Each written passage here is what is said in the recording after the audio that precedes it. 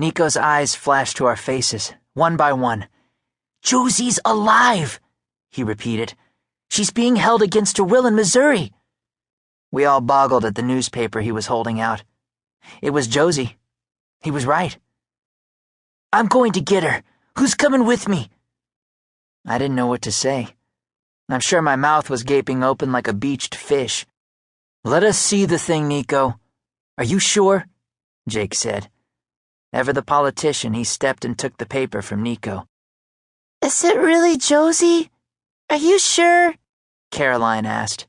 All the kids swarmed to Jake. Hold on. Let me set it down."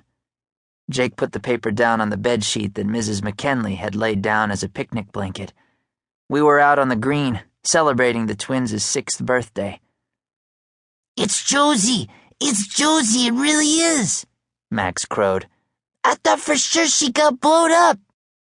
"Careful with the paper," Niko said. The kids were pushing and jostling for a better look.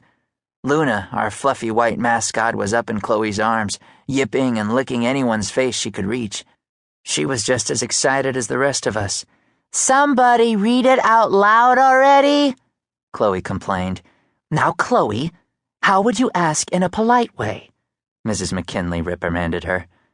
"Somebody read it out loud already, please." Good luck, Mrs. McKinley. Mrs. McKinley started to read the article. It said that the conditions at the Type O containment camp were negligent and prisoners were being abused. It said that there was limited medical aid reaching the refugees inside. It said that if Booker hadn't given the power to govern these containment camps to individual states, none of this would have happened. But I was just watching Niko. He was bouncing on the soles of his feet. Action. That's what he'd been missing, I realized. Niko was a kid who thrived on structure and being productive.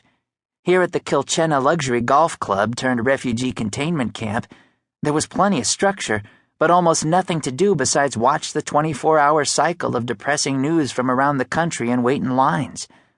Niko'd been wasting away, consumed with grief and guilt about losing Josie on the road from Monument to the Denver International Airport evacuation site, and he'd been starving for something to do. And now he thought he was going to rescue Josie, which, of course, was completely absurd. Niko started to pace as Mrs. McKinley finished the article. The kids had a lot of questions. Where is Missouri? Why is Josie being hit by that guard? Can they see her soon? Can they see her today? But Niko cut through the chatter with a question of his own. "Do you think Captain McKinley can get us to her?" he asked Mrs. M. "I mean, if he got permission, he could fly us, right?" "I think if we go through proper channels, we should be able to get her transferred here. I mean, obviously, you children cannot go down there and get her yourselves," Mrs. McKinley said. I shared a look with Alex. She didn't know Niko. He'd already packed a backpack in his mind. He turned to me. "I think if you and me and Alex go, we'd have the best chances," Niko told me. Astrid looked at me sideways. "Don't worry," I told her with my eyes. "Niko, we need to think this through," I said. "What's there to think through? She needs us. Look at this picture. There's a man hitting her. We have to get there now, like tonight." He was ranting a bit. Mrs. Dominguez edged in. "Come, kids, we play more football." Her English was a mite better than Ulysses's. She led the kids away, out onto the green. Her older sons helped, drawing the little ones and Luna out onto the field. Mrs. McKinley joined them, leaving us big kids, me, Astrid, Niko, Jake, Alex, and Sahela, standing next to the picnic blanket and the remains of the twins' birthday feast. It featured a package of chocolate-covered donuts and a bag of cheese doodles. There had also been some rolls and apples from the clubhouse. That was what everyone called the main building of the resort. It housed the dining hall, the offices, and the rec room.